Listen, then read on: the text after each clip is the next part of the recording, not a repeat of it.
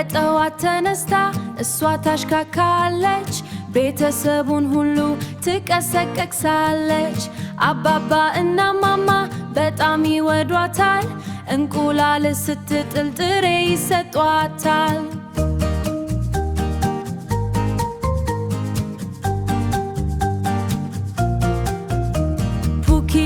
ፑኪዬ ምትኖረው ገጠር ተኩላው ግን ቢያገኘት አያልፋትም ነበር ባለቀለም ላባ ውበት የታደለች ውሃ ስትጠጣ ወደ ላይ ታያለች ፈጣሪም በልቧ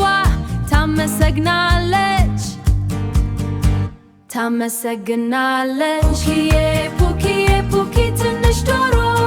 ስትወጣ ስትወርድ አደገች ዘንድሮ ፑኪ ትንሽ ዶሮ ስትወጣ ስትወርድ አደገች ዘንድሮ ተኩላው የመጣ ፑኪዬ ያላት ለእራት ልጋብዝሽ ብሎ ሲዋሻት